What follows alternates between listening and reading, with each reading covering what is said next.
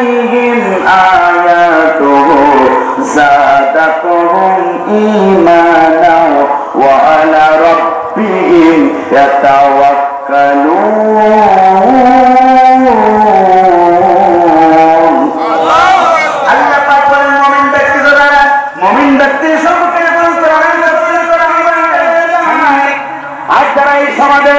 মুসলমান পরিচয় দিয়ে যারা মুসলমান সাজতে চায়, মুসলমান পরিচয় দিয়ে যারা এই সমাজে আবু জাহল মার্কা মুসলমান হতে চায়, তারা কোরআন তেলাওয়াত শুনলে তাদের ঈমান বাড়ে না, বরং কোরআন তেলাওয়াত শুনলে আবু জাহলের মতন করে তাদের জীবনে শয়তানি করে বেড়ে যায়। কথা বলুন ঠিক না বেশি?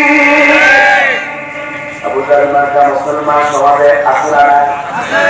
অনেকে কোরআন শুনলে ঈমান বাড়ে, কোরআন শুনলে জীবন পরিবর্তন হয়, কোরআন তেলাওয়াত করলে নিজের জীবনটাকে পরিবর্তন করার জন্য সংকল্পবদ্ধ হয়ে যায়।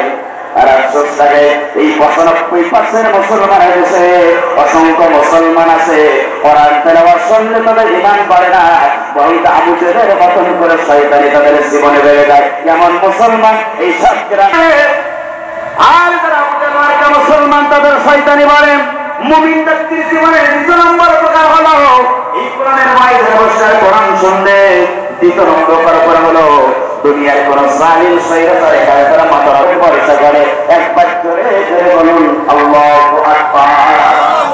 এই কোরআনের মাঝে আসলে লসনা, জোরে বলেন লসনা।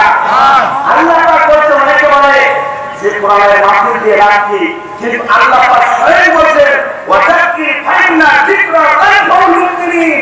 এরকম আপনি মুমিনদেরকে কোরআন শোনা, আর মুমিনদের কোরআন শোনালে মুমিনদের জীবনে উপকার।